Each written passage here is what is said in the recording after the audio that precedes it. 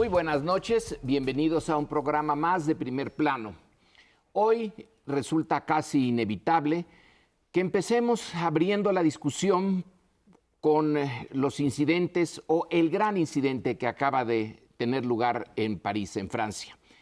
Parto de una afirmación que es muy complejo tratar de entender lo que pasa entre el Islam radical y las potencias occidentales.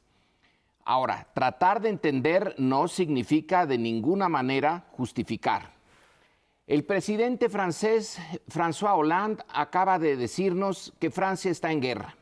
Y en las guerras, las dos partes, ya sea coaliciones o países individuales, siempre dicen tener la razón. Yo no recuerdo una guerra en que alguien haya entrado sin tener una plena justificación de lo que está haciendo.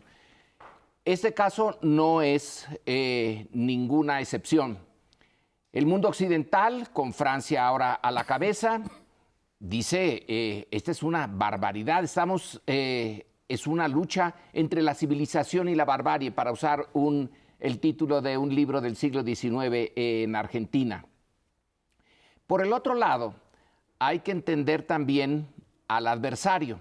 Yo nada más les propongo rápidamente las premisas de un egipcio que fue ahorcado en 1966 por el gobierno de Nasser y que era uno de los ideólogos de la hermandad musulmana. No sé cómo se pronuncia, yo lo pronuncio Qutb. Quién sabe cuál sea la pronunciación árabe aquí. Pero en una cascarita de nuez les voy a poner su razón.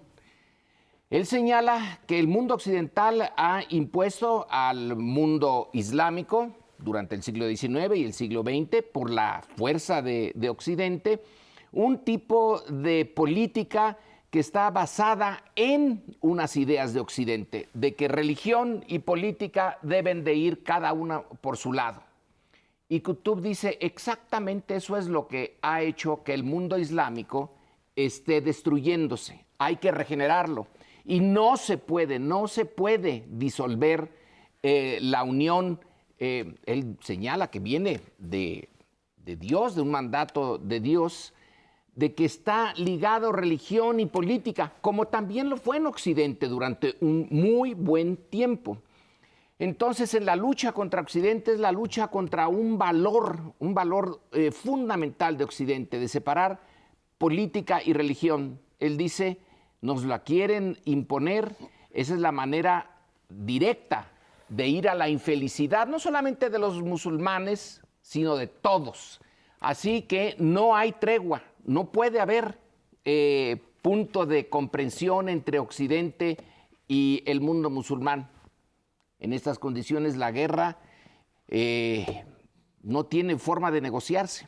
Yo, en primer lugar, transmito mi condena a este tipo de accionar y, por supuesto, toda mi solidaridad, si de algo vale, a los franceses en este momento terrible. Veo un contraste y veo tres grandes elementos. Contraste, el presidente francés habla de guerra, le acaba de pedir a la Asamblea Nacional poderes especiales para extender durante 3 meses el estado de emergencia, y el contraste es que cuando en 2001 ocurrió esto en los Estados Unidos, el presidente Bush habló de guerra, choque de civilizaciones, y efectivamente pidió una legislación especial que después terminaría como el Acta Patriótica. La reacción de Francia fue, ojo, porque le estamos haciendo el juego a esos terroristas, y las guerras, ya lo vimos en Irak, no resuelven absolutamente nada, si acaso incrementan la violencia. Por tanto, primer contraste grueso y sonoro. 3 grandes elementos que a mi juicio se derivan de la barbarie del viernes. 1, la mayor parte de los que mataron o se inmolaron tienen entre 20 y 26 años. La mayor parte de ellos eran ciudadanos europeos. Por tanto, irle a declarar la guerra a Siria o a cualquier otro país no resuelve el gravísimo problema que tienen dentro de sus fronteras, con millones de jóvenes que no han podido integrar o que no se quieren integrar. Segundo elemento, podemos estar todos muy dolidos, y lo estamos con el caso, digamos, de Medio Oriente, pero hay 2 problemas que la comunidad internacional no ha resuelto, y hoy son el gran debate de la política internacional. Uno, ¿qué hacen con Siria? Dijo Putin, ojo, no hemos encontrado una solución, entre otras cosas, porque estos señores van por un lado, nosotros por el otro. Y Hollande, en un gesto ciertamente oportunista, dijo, este es un ataque a toda la Unión Europea. Por tanto, quiero que todos los miembros de la Unión, léase Merkel y todo lo demás, vayan con nosotros en sintonía con nuestra política en Siria. Y termino, el tema de ISIS. ¿Qué van a hacer con ISIS? De todas maneras, ese es el hijo, o sea, ISIS es el hijo, digamos, putativo de la crisis de todos esos estados nacionales, producto, me refiero a Irak, me refiero a Siria, producto, entre otras cosas, de las intervenciones fallidas de Occidente. Por tanto, tremendamente lamentable, pero un contraste y 3 huevos de serpiente ahí que creo que no se pueden eludir. Huevos de serpiente que seguirán creciendo, ¿no? Y hasta que rompan bien el cascarón, y no sabemos, como decía Lorenzo, dónde va a acabar. Yo, igual que Leonardo, condeno desde luego el hecho y la solidaridad con los franceses, pero recordar que no es el primero en los últimos 15 años, ¿no? Tenemos cuando menos otros 2 países de Occidente, 3 países de Occidente y varios de Medio Oriente. Perdón. Y Francia arrancó el año con Charlie Hebdo. Con Charlie Hebdo. Y varios países de Oriente y Oriente Medio en donde se han suscitado este tipo de matanzas, pues a lo mejor con menos sonoridad que la de ahora, pues porque Francia es parte de Occidente. Ahora, cuando hablamos del mundo musulmán, Lorenzo, y citas a Qutb, ¿qué pasa? Es una corriente, y lo quiero mencionar porque no hay un mundo musulmán. Desde mi punto de vista hay varias sectas, no sé si la palabra adecuada es sectas, pero varias corrientes. Tan las hay que rápidamente, así como hubo la reacción de Francia, decir estamos en guerra, y hubo condenas, también hubo la Unión de Musulmanes Demócratas, que por cierto ya tenían planeada una reunión para mayo del 2016, diciendo, a ver, hay algunas ramas que se adscriben a las enseñanzas de Qutb, sí, pero hay muchas otras que no, y nosotros pedimos que nos respeten, pero no estamos, y que respeten nuestra religión, pero no estamos de acuerdo con los métodos, con los objetivos de los yihadistas. Del terrorismo no estamos de acuerdo con ISIS. Y quiero mencionar esto porque, aparte de que hay muchos mundos musulmanes, esto va a dar precisamente en un momento en donde la tierra está abonada, ¿sí?, para que haya un gran racismo, para que haya una gran intolerancia en la Unión Europea y en Estados Unidos. Esto cae en una tierra muy fértil y puede haber una reacción en contra de los millones de migrantes que también están huyendo de esa misma violencia que vimos el otro día en Francia. En ese sentido, me preocupa la reacción francesa de decir es la guerra. ¿Por qué? Porque quienes van a sufrir, o muchos de los que van a sufrir, y ya lo vimos también ahora en Inglaterra, las reacciones hacia los musulmanes, como lo vimos cuando el estallido de la bomba en Boston, como lo vemos cada vez que hay una cosa de una agresión que es, quiero insistir, condenable.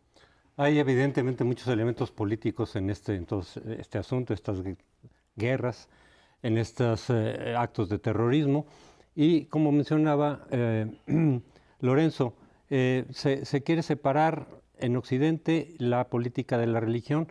En realidad, quien hace esa separación es Jesús, es el cristianismo quien originalmente dice la política va por un lado, pero en el Corán no, en el Corán claramente están vinculados la política y la religión, y de hecho los terroristas y los fundamentalistas que ponen bombas están cumpliendo estrictamente lo que les ordena Alá en el Corán.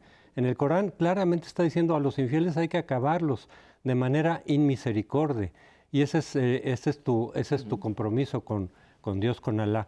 Lo paradójico y lo curioso con todo esto es que en el Antiguo Testamento es lo mismo. En el Antiguo Testamento también Jehová ordena a sus seguidores acabar con los idólatras, con los no creyentes, con los gentiles, también haciendo guerra en los mismos términos en los que está planteado en el Corán. Y yo lo que digo, lo más paradójico de todo es que Jehová es el mismo que Alá. Alá es el que crea a Adán y Eva, Alá es el que hace el diluvio, Alá es el que le dice a Ibrahim, es decir, a Abraham, le da preceptos, le da la ley mosaica. Es el mismo, solo que con distintos nombres. Entonces, para unos los infieles son los que creen en Alá, y para los de Alá los infieles son los que creen en Jehová. incluyendo Jehová como el Dios de los cristianos también. Sí. Pero son el mismo. Y a final de cuentas lo que yo digo es, en el caso de los cristianos que están involucrados también en esta lucha y en estas cruzadas, históricamente, no me refiero solamente ahora, esto es histórico. Seguimos viviendo, digamos, este choque de religiones entre el cristianismo por un lado, el judaísmo en su momento, con los árabes. El mensaje que sí se separa completamente de lo que dice Jehová en el Antiguo Testamento y Alá en el Corán es Jesús. Ese sí es un mensaje radicalmente distinto de lo que decía Jehová y de lo que dice Alá. Pero la Iglesia Católica se pasó por alto el mensaje de Jesús durante varios siglos y se siguió más bien con los preceptos de Jehová de perseguir, de hacer guerra, de hacer cruzadas, de matar a los infieles, a los herejes, etc. Es realmente lo que quedó ahí aislado es el mensaje de Jesús. Sí, Kutub en realidad menciona directamente a Cristo cuando dice al César lo que es del César y a Dios lo que es de Dios. Dice, ahí está la falla. Es que el César y Dios tienen que ir por igual. Y en la medida en que nosotros en Occidente, a mí la idea de separar religión y política me parece excelente, a él exactamente es lo que Occidente va a destruir la esencia del Islam. Pero ustedes han mandado sus condolencias a Francia, y yo también. Pero ¿por qué nada más a Francia? ¿Por qué no a Líbano? Líbano, un día antes, le mataron a 40 personas en una calle. ¿Y los rusos? ¿Los rusos cuántos cayeron en el avión? Hay más muertos rusos que franceses. ¿Y los sirios? ¿Cuántos sirios van en esa guerra civil? ¿Quién inició esa guerra civil? ¿Quién metió a Occidente en Irak bajo las falsas acusaciones de armas de destrucción masiva? ¿Quién diablos inició esto? En realidad se inició hace mucho tiempo. Es desesperante el no tener una salida clara. Tienes toda la razón en mandar, por supuesto, condolencias a todos estos pueblos que han perdido. Bueno, en este caso, nosotros también perdimos dos connacionales, por supuesto, y ya estamos viviendo esto en carne propia. A mí me parece que regresar los temas al asunto del choque de civilización es un grave error, es un retroceso civilizatorio en toda la línea. Se hizo un esfuerzo enorme en Naciones Unidas por un diálogo más amplio. El discurso inolvidable de Obama en la Universidad del Cairo diciendo, a ver, no estamos condenados a enfrentar. Además, debemos de dejar de estereotipar en Occidente a las sociedades musulmanas como sociedades inmutables, es decir, lo que decía el Corán. Los jóvenes salieron en Túnez, que es un país que ha consolidado el cambio. Los jóvenes que salieron en Egipto pidiendo democracia, pidiendo la liberación de la mujer, pidiendo libertad de expresión. La gente que salió en Siria, hay que recordar que el movimiento de la guerra civil en Siria es una prolongación de la primavera árabe, pidiendo liberación de un régimen que los tenía sofocados. Hay que recordar también que una buena parte de este conflicto es una lucha entre corrientes del propio Islam, sunitas y chiitas. Eso tampoco, y que ha tenido guerras espantosas, entre otras la de Irán-Irak el siglo pasado.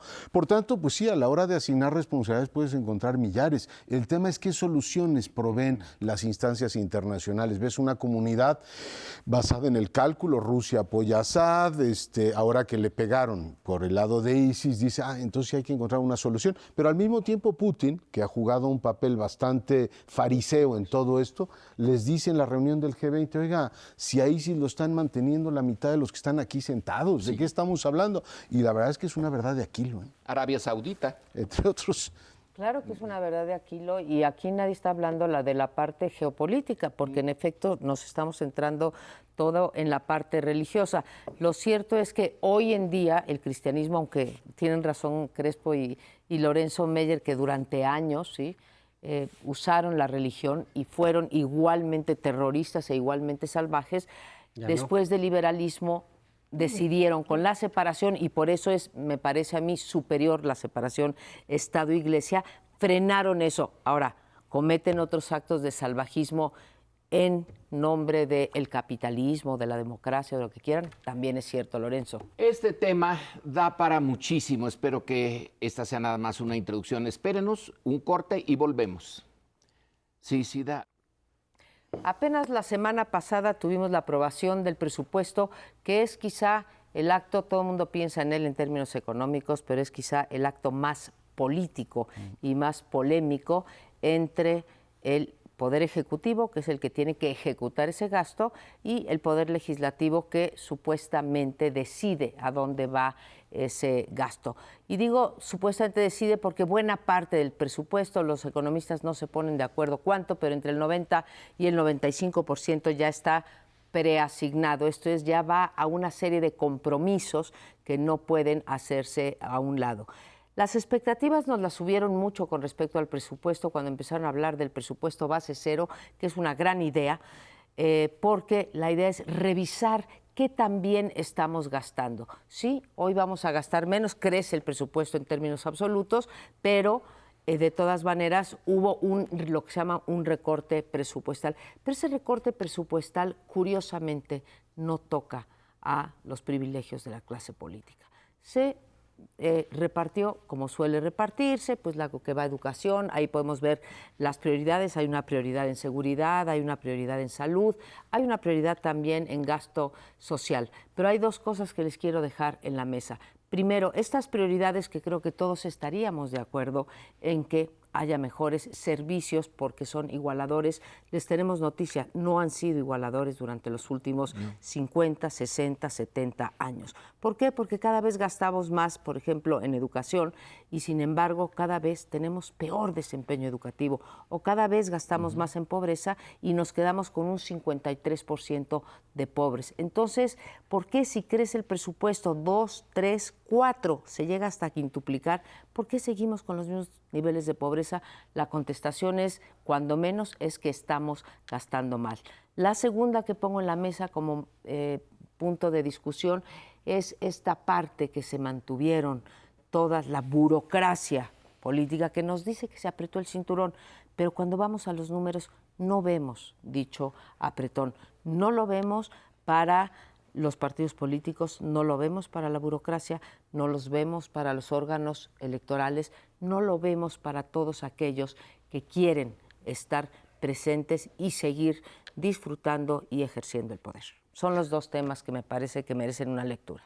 Quizá la parte que de inmediato más ruido hace y más enojo produce es la de los partidos políticos, porque se encuentran hasta el fondo en la lista de nuestras instituciones queridas. Son los que realmente nadie quiere, y yo creo que ni ellos mismos.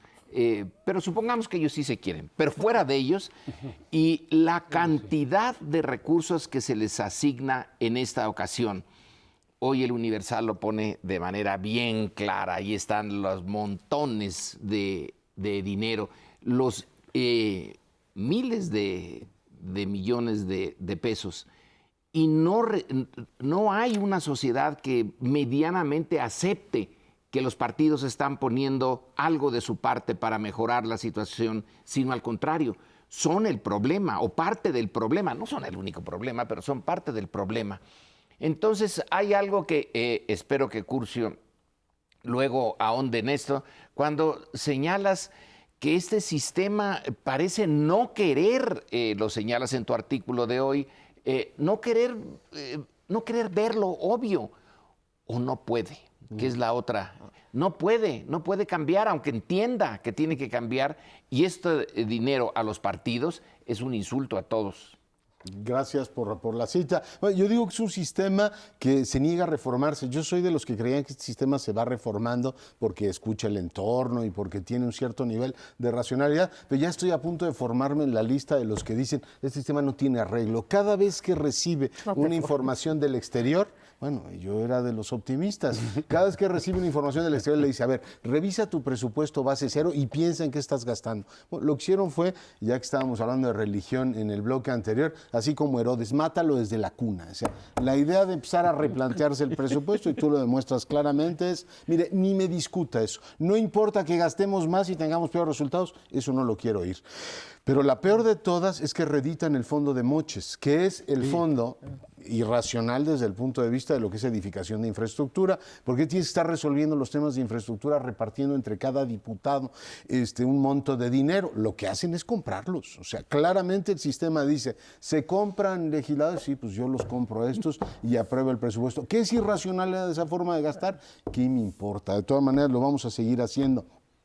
Y en última instancia te lleva digamos, a mi juicio, desnaturalizadora función de un legislador, que es este tema de gestoría. O sea, ¿qué están haciendo los legisladores creando puentes peatonales y arreglando? Bueno, sí sé qué están haciendo, pero eso es uno de los males de un sistema político que se niega a transformarse. Y en el caso de presupuesto, lo que nos dijeron claramente es, sabemos que todo eso está mal, va a seguir igual, idéntico. Mira, esto de la gestoría lo retomo porque precisamente nos lleva a reflexionar, o debería de llevarnos a reflexionar, cuál es el sentido del Congreso y de la representación popular. Si legislar o hacer gestoría a los distritos. Se supone que en un origen en la democracia moderna, pues sí, los representantes de los distritos llevaban los intereses de ese distrito, que tenía que ver pues con las obras, el bienestar. Pues yo creo que eso ya no tiene que ser en una sociedad tan compleja como las de ahora, sino que se limiten a legislar para todo el país en términos de los intereses nacionales y dejar estas cuestiones de los puentes y los baches pues a los alcaldes y en todo caso a los gobernadores, de alguna manera al presupuesto estatal, no que lo estén tramitando en el Congreso, precisamente porque se presta esto, ¿no?, al fondo de gestoría, que es la fuente de los moches, y al manejo corrupto de esos fondos y ese dinero. Pero hay mucha gente que sigue defendiendo que el papel de los legisladores es el de gestoría. Yo creo que no. Yo creo que ya la concepción tiene que ser de otra manera, una visión más nacional, más que distrital. Aunque los del distrito puedan echarle el ojo y vigilar a su representante, pero en términos de las funciones como legislador. Y para eso sería la reelección también en todo caso. Y lo otro es, se ha planteado en términos del financiamiento de los partidos, tanto Morena como el PAN han dicho que se reduzca al 50%. Solo que esa fórmula de financiamiento de los partidos está en la Constitución.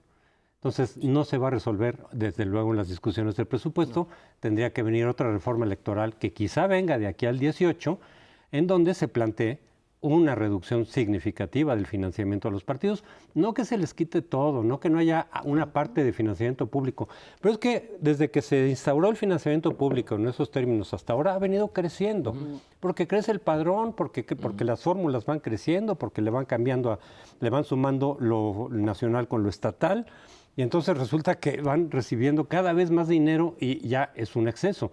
Pero eso supongo que tendría que venir en una reforma electoral que probablemente haya de aquí al 2018. Seguramente la habrá, y como bien señalas, para poder cambiar esto, porque lo quisimos poner en la Constitución, en la reforma del 2007, porque pensamos que si ya está en la Constitución, ya está escrito en piedra, ¿no?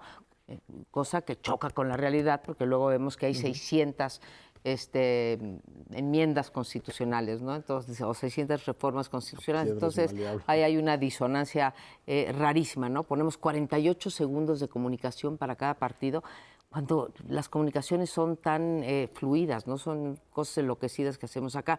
Pero a mí me gustaría preguntarle a Lorenzo, perdón que lo personalice, pero me enojó mucho el comentario, Lorenzo, decir, no pueden cambiar, es que lo ven pero no pueden, no quieren, Lorenzo. No quieren, tiene razón. No quieren cambiar, o sea, están viendo el gran desprestigio, ¿sí?, que han generado a la política, a ellos mismos, pero parece que les importa más lo que se pueden llevar a los bolsillos, y esta concepción del poder como una cosa patrimonialista, ¿sí? Esto es, cuando digo patrimonialista, es que te da recursos para tu uso personal, para tu beneficio personal, porque nos han demostrado una y otra vez que todos sus privilegios, sean monetarios o no monetarios, porque estoy hablando, por un lado, del fuero que llevamos.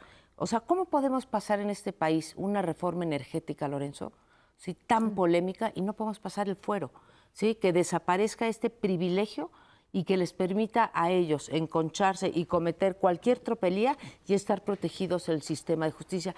No quieren, y eso es lo que nos tiene sumidos en el desprestigio. Cuando digo no pueden, vamos a ponerlo así. Hay unas cúpulas de los partidos y al final está la presidencia. Entonces, si un legislador normal, común y corriente encuentra apropiados nuestros argumentos y dice, yo voy a lanzarme, bueno, se lanzaría al abismo, al suicidio. Eso es, en ese sentido, digo, no pueden, porque quizá la racionalidad de cada uno de ellos como individuo está seguro, Dios santo, pero ¿qué estamos haciendo? Nos estamos desprestigiando cada vez más, pero las malditas pirámides de control hasta arriba, y arriba de los partidos está la presidencia, ahí no se quiere. Eso es donde digo que algunos, vamos a ponerlo así, algunos pueden darse cuenta y no pueden, porque la estructura en la que están metidos les impide que su voluntad se manifieste de una manera que nosotros quisiéramos verlos como legisladores. Sí. Y yo pongo dos puntos sobre la mesa. Por un lado, lo que dice José Antonio, está, digamos, como juego de darnos a tole con el dedo de que hay que cambiar esto y vamos a reunir firmas cuando sabemos que está en la Constitución y que haría falta una decisión mucho más amplia sobre el modelo, digamos, de financiamiento político en el que hay una profunda hipocresía, ya está acreditado que tenemos el peor de los mundos, tenemos un amplio y generoso modelo de financiamiento público y al mismo tiempo tenemos todas las desventajas del financiamiento privado. Y el segundo punto, que sí creo que es absolutamente fundamental, tiene que ver con el saneamiento de la vida política de este país. Y lo digo no porque pues yo espera que de pronto tengan alguna iluminación los políticos. Yo suponía que con la carga fiscal que hoy tenemos los ciudadanos, sí les podemos transmitir, o sea, el peso que hoy tienen las clases medias, etcétera, sí se le puede transmitir al gobierno, decir, oye, te estás gastando cerca de 5 billones o más de 5 billones de pesos en un montón de cosas que no sirven para nada y el peso es cada vez mayor sobre la sociedad. A lo mejor en otro tiempo el PRI se pudo haber mantenido como era, porque la carga fiscal se diluía y teníamos un país que se financiaba de mil maneras, pero hoy la gente cuando se pregunta ¿por qué está tan indignado el país?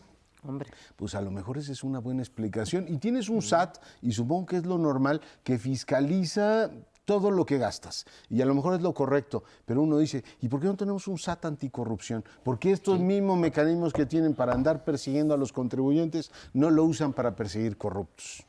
Lo del financiamiento privado, tenemos un porcentaje permitido legal de financiamiento privado. El problema es todo lo demás, todo el financiamiento privado que está por debajo de la mesa, que eso es todavía peor porque precisamente no sale a la luz, no sabes quién está dando. En ese sentido habría que reglamentar un poco como un mercado negro, ¿no? Reglamentar el financiamiento privado, quién da, a cambio de qué en todo caso se puede vislumbrar, echar la luz sobre las transacciones que hay entre quienes aporten, poner límites, en todo caso, sí puedes dar una aportación, pero limitadas, las empresas, etcétera, ciertos límites para compensar, digamos, la parte de financiamiento público que tendría que reducirse significativamente, pero sacar a la luz el financiamiento privado precisamente para controlarlo. Bueno, pues nos vamos a otro bloque y yo me quedo con esta idea de Lorenzo, que ojalá y puedan hacer una acción colectiva, porque a lo mejor individualmente sí quieren cambiar esta situación que los tiene sumidos, de verdad sumidos en el desprestigio y no se vale. Espérenos unos momentitos y regresamos. Bacurcio. Déjenme convocar al Bronco para plantear 3 problemas graves del sistema político mexicano. Uno es esta incapacidad de reformarse, ya lo comentábamos en el bloque anterior. Los, digamos, políticos nos han dicho, después de la reacción del voto nulo, vamos a darle a los ciudadanos instancias para que esa inconformidad que tienen con los políticos las puedan trasladar o canalizar por una vía. Nos dieron la famosa consulta ciudadana que no sirvió para absolutamente nada porque la vaciaron de contenido, y las candidaturas independientes. De pronto gana el Bronco y todo el mundo, y ahí entra el segundo problema, empieza a decir, qué barbaridad, ahora resulta que estos señores pueden ganar. Entonces, ¿cómo le hacemos? Igual que vaciamos las consultas populares, para que estos señores no ganen. Y empieza digamos, juego bastante impúdico de legislaciones antibronco en distintos estados. En Puebla, por ejemplo, aprueban una y el PRI dice a través de Manlio Fabio Beltrones, es inadmisible que los panistas les estén cerrando el paso a los independientes, pero en buena parte de las entidades que gobiernan los priistas están haciendo lo propio. Y voy al tercer problema. En el caso de Quintana Roo, aprueban una ley antibronco que de paso se lleva de corbata, la representación femenina, y hasta Nueva Alianza pone grito en el cielo, decir, a ver, una cosa es que le vayamos cerrando el paso a los independientes, es decir, dar marcha atrás a lo que en teoría habían concedido, y otra es que de pronto la representación paritaria también cambie. Esos son los tres problemas que veo en el ámbito, digamos, nacional, y en el ámbito local, y aquí lo dejo, es el estrangulamiento presupuestal del Bronco. Una cosa es que un independiente gane, que es un hecho en Nuevo León, y otra cosa es que pueda gobernar sin que las maquinarias de los partidos en el Congreso lo estén condicionando. Un tema, por supuesto, que no podemos perder de vista. El Bronco, pues, y sus satélites. A ver, yo quisiera decir algo sobre lo que pasa en Nuevo León. Yo siempre me he manifestado, y así lo he dicho, desde que se discutían las candidaturas independientes, con cierta reserva hacia los independientes a nivel ejecutivo, de gobernador y de presidente. Y no tengo ningún problema en que hubiera independientes de diputados locales, senadores, diputados federales. ¿Por qué? Precisamente porque te enfrentas a un Congreso en el que no vas a tener ninguna representación. El independiente gobernador, ni alcaldes, ni nada. A final de cuentas no tienes partido. Esa es la esencia del independiente. Y entonces viene precisamente una especie de confrontación. No puede venir, pero ya la estamos viendo en Nuevo León, en donde los partidos se unen para sacar las cosas de acuerdo a su lógica y ponerle trabas al independiente. ¿Y qué hace el Bronco? Lo que hacen a veces los norteamericanos, los presidentes, cuando no tienen mayorías, cuando están en gobiernos divididos, que es acudir al público, ¿no? Entonces, a través de las redes sociales dice, hay que presionar a sus diputados o hay que presionar al Congreso, y ustedes me dicen si veto o no veto, y entonces veto, pero empieza a haber este choque que quizá no pase de ahí en el caso de Nuevo León, pero que hay que tenerlo pendiente, lo que pasa en Nuevo León en este sentido, en esta relación entre poderes, porque eventualmente en el 2018 va a haber independientes, ahí contrariamente a lo que está pasando en los estados, la legislación va a la baja, está facilitando el registro de independientes, y si llega a haber un independiente en el Ejecutivo Federal, que puede ocurrir, pues hay que ver cómo va a ser su relación con el Congreso Federal cuando no tiene representación partidaria, si ya hay dificultades con los gobiernos divididos, ¿qué pasa con un presidente que tiene cero representación en el Congreso?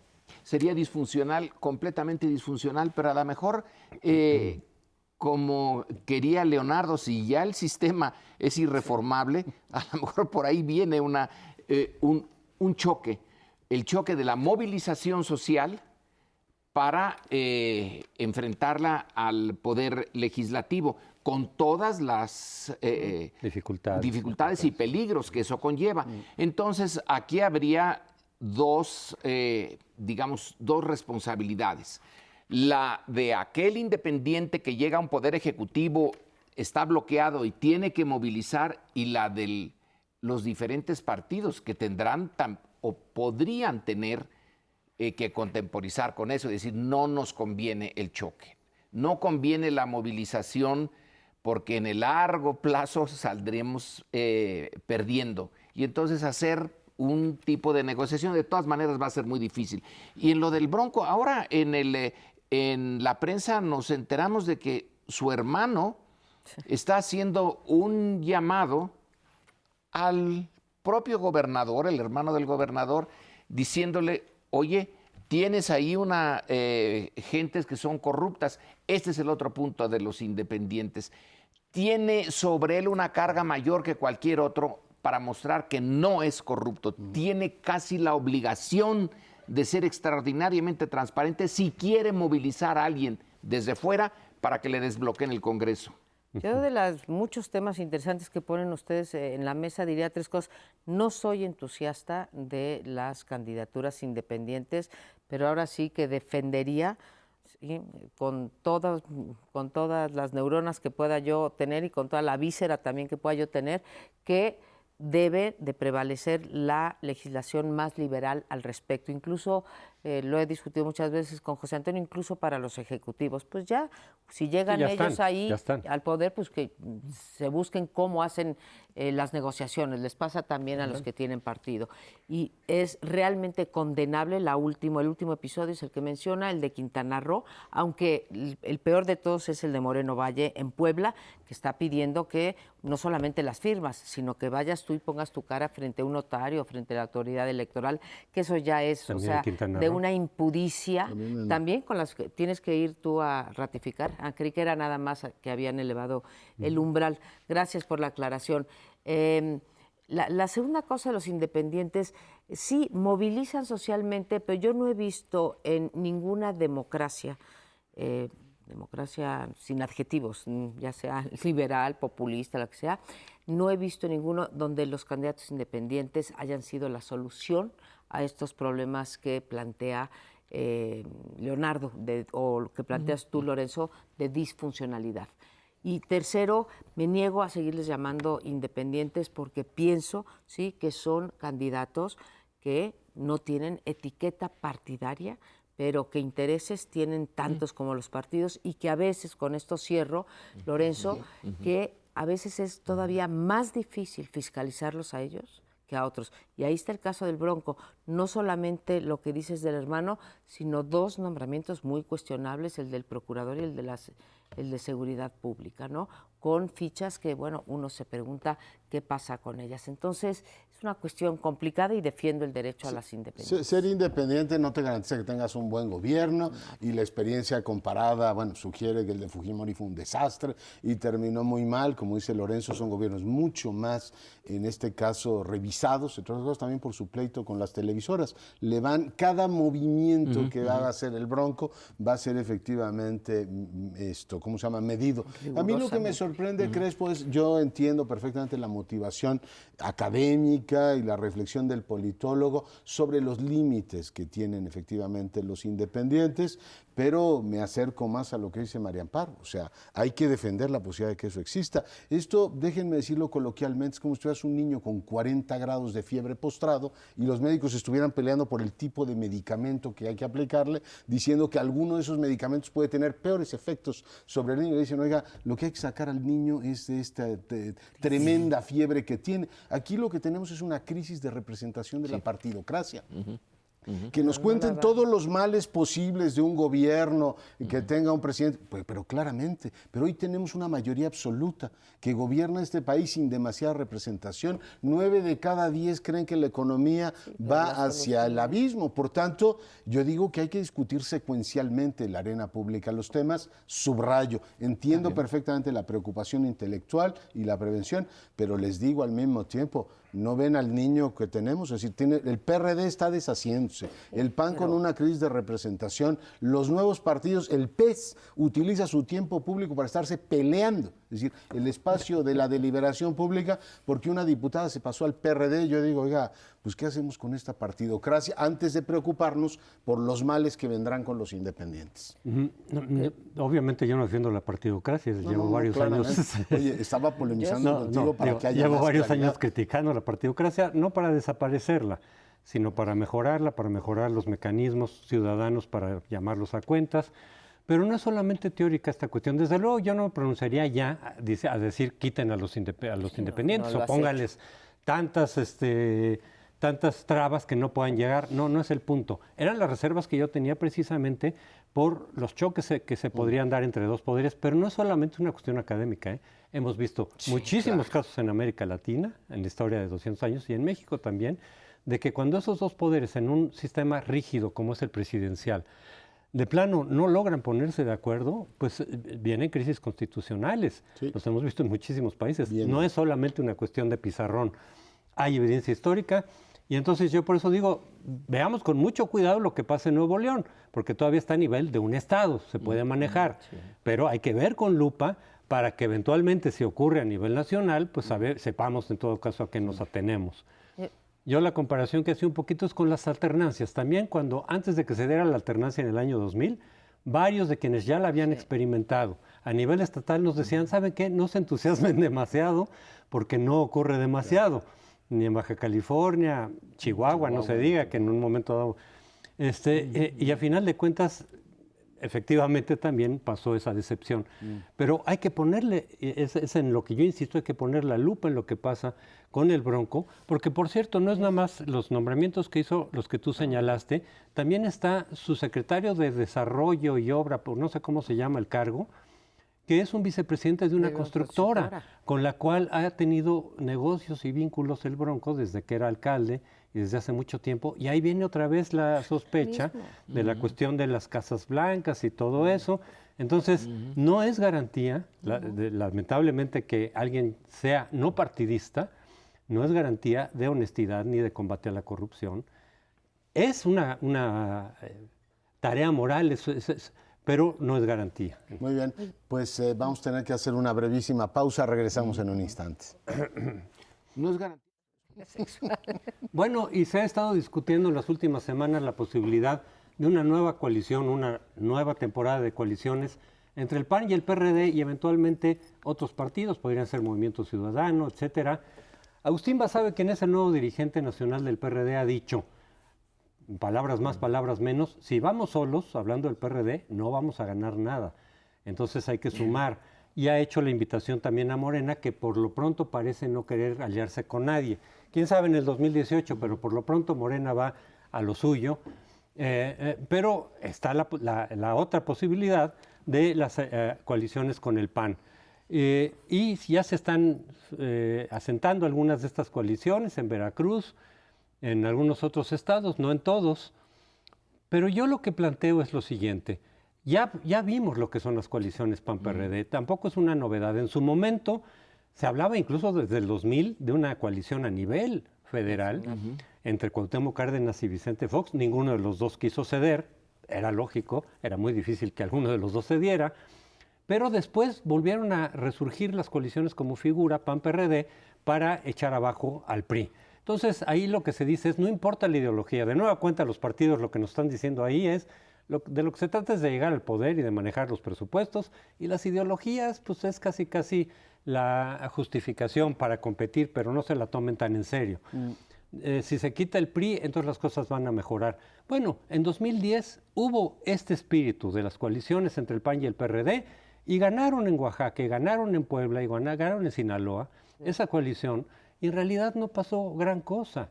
En realidad no hubo un cambio fundamental. Yo entiendo, porque yo también fui, digamos, partícipe de este entusiasmo de la alternancia en el año 2000, de decir que se muevan las cosas, ya que cambie, a ver qué, pero que cambien, que se mueven las fichas, dar oportunidad a otros que lleguen y que demuestren, pero hoy por hoy las coaliciones PAN-PRD han sido un fracaso y una gran decepción. Hace 6 años eran así como el monstruo. Recuerdan que el hoy presidente, Gómez Montt, etcétera, firmaban convenios para que no hubiera efectivamente, escandalosos, para que no hubiera efectivamente coaliciones. Más o menos el mismo temor que ahora les causan los independientes. Sí. A lo mejor hay que decirles, miren lo que resultaron los gobiernos de Maloba, de Gabino Cue y de Rafael Moreno Valle, tampoco son nada del otro mundo. O sea, podemos vivir con eso. Aún a riesgo de sonar paradójico, porque sé que en Televisión Nacional hay que ser muy claro, yo creo que tienes toda la razón en el plano general, pero al mismo tiempo ese tipo de alianzas son buenas en el ámbito local,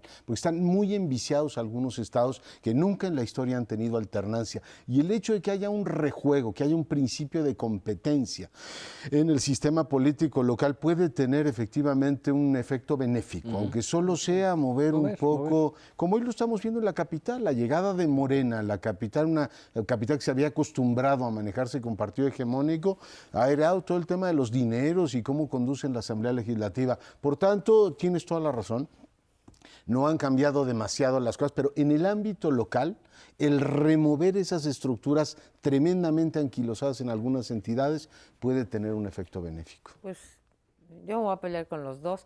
Tú dijiste hace un rato, Leonardo, en el bloque antepasado, que chance ya te estabas formando en la fila de los pesimistas, y yo te decía, no, porfa, no nos hagas eso. Bueno, en este aspecto yo ya me formé en la fila de los pesimistas y creo que ya voy a la cabeza de esos pesimismos, porque veo que... O sea, vamos juntos, no te vas a pelear conmigo. No, sí me voy a pelear porque esto de que si remueve, pues las removidas que han dado, las alianzas, hay 9 estados en la República todavía que nunca han tenido alternancia. El Estado de México es uno. De los que jamás ha habido, Veracruz es otro, que es muy probable que la pierda el año que entra, ¿no? En el 2016. Ahora, cuando me voy a lo que dicen tú y José Antonio, de que algo remueven, pues remueven la porquería, ¿sí? Y se la untan. Y te voy a decir por qué, ¿sí? Lo que hemos visto de escándalos en el caso de Oaxaca, en el caso de Sinaloa y en el caso de Puebla ha sido pues un PRI, ¿qué digo? Ni siquiera remozado, ¿sí? Lo más de lo mismo. Hemos tenido Guerrero, que ha habido alternancia entre PRI y PRD, en otros entre PAN, y ya la alternancia no nos está alcanzando porque desgraciadamente encontraron su caminito de decir, ahora es el PRI y mañana es PAN-PRD juntos, pero vamos a trabajar juntitos en el Congreso y vamos a hacer los moches y etcétera. Así que le pido una disculpa, doctor Curcio, estoy formada en la fila del pesimismo con respecto a lo que nos trae la alternancia. Yo creí que sí y me equivoqué y lo digo aquí la coalición PAN-PRD. Este sexenio se inicia con la coalición PRI-PAN-PRD, ¿no? La coalición de todos. El pacto por México, que ya casi no nos acordamos de él, en nuestras discusiones semanales, ese concepto ya pasó. Ese pacto por México no trajo una situación mejor para México. Estamos en cualquiera de los puntos que querramos, el económico, el social, el educativo, en todos tenemos, en el de seguridad, en el de política exterior, no hay nada que hayamos mejorado. Volver a las coaliciones, lo que pasa es que no les queda otra, ¿no? Es los dos perdedores, no ganan. entonces están más que en la búsqueda de un futuro mejor para el conjunto, están en la desesperación de partidos que se están desmoronando, en particular el PRD. Entiendo muy bien a Basabe, que dice, bueno, ahora nos aliaremos con el diablo si es necesario para sobrevivir, pero no encontramos en las coaliciones, y si ya no encontramos ni en la alternancia, ni en las coaliciones, ni en los independientes. Ni en los independientes. Está por verse, lo de los independientes. ¿En dónde? ¿En dónde? A ver, yo voy a, defender un punto en el margen. Por supuesto, no han habido cambios así brutales en las entidades donde ha habido estas coaliciones opositoras, pero sí hay una, digamos, mejora de la ética pública. A ver, no me pueden comparar, y si no nos peleamos aquí muy a gusto, el gobierno de Mario Marín con el de Moreno Valle. No me pueden comparar el de Gabino Cue con todas las desviaciones últimamente que ha tenido con la dupla Ulises Ruiz y Murat. O sea, eran gobiernos de verdad, satrapías auténticas. Y perdón, no puedo imaginar que Veracruz caiga más bajo que en la dupla Fidel Herrera y Javier Duarte, y tú dices, a ver, puedes tener gobiernos mediocres como el de Gabino Cue, puedes tener gobiernos que no ilusionen como el de Maloba, puedes tener gobiernos con todas las críticas que puedas tener a Moreno Valle, pero esos eran gobiernos por el anquilosamiento y la falta de circulación de élites, francamente francamente con impulsos hasta criminales. O sea, lo de Ulises Ruiz, lo de Murat, hay que ver cómo se retiraron.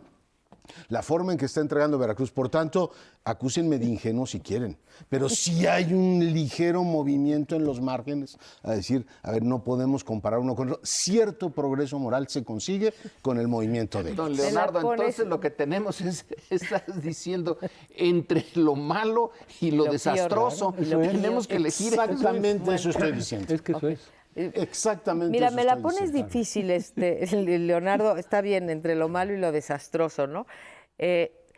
Pero agarremos el Distrito Federal, que en algún momento fue tripartidista, como lo fue el Estado de México, tripartidista. Con todo respeto de que yo tengo razón, ¿sí? Y todavía entonces había jefe de gobierno. Ahora, lo que yo veo es que hoy en día, después de 3, es el tercer gobierno perredista, ¿no? ¿Sí? El estado en el último lugar en materia de corrupción es el Distrito Federal.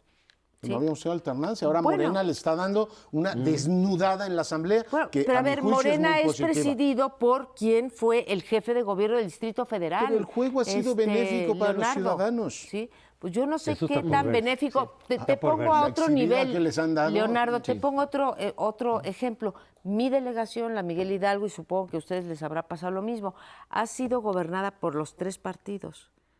¿A cuál más? Uno pésimo, el otro del asco, ¿sí? Y el el otro? otro, bueno, Desastroso. desastroso. Ya no encuentra cómo Aquí sí calificarlo. tengo 3 ejemplos, ¿eh? Bueno, entonces, pues no sé, pero Mira. tienes razón. Yo también estoy un poco Doy en la el punto. posición de Leonardo. Es mejor que haya movimiento, porque algo se mueve de todas maneras, por lo menos hay cierto contrapeso entre partidos, entre grupos, por lo menos hay consecuencias de un mal gobierno, pero ya no tengamos esa idea de que Eso. las cosas van a cambiar radicalmente. Todavía en 2010 lo hubo mucha expectativa respecto de Oaxaca, por ejemplo, y otros estados, pues ya no podemos tener ese entusiasmo desbordado, sino decir que se muevan las cosas, porque a final de cuentas algo ayudará, pero a final de cuentas también esas son coaliciones estrictamente electorales, no se traducen en coaliciones de gobierno. Quien termina gobernando es el programa o la forma o el estilo del candidato quien gana. Si es de izquierda, va a ser de izquierda aunque el PAN esté ahí. Si es panista, va a ser del PAN aunque la izquierda. Y si son priistas, como ha habido muchos, pues son gobiernos del PRI a final de cuentas. ¿Qué otra cosa fue Puebla o Sinaloa o Guerrero? Sino gobiernos priistas a final de cuentas. Pero se nos termina el tiempo, nos vemos la próxima semana, el próximo lunes. Muchas gracias. Qué drama. De todas maneras, 80.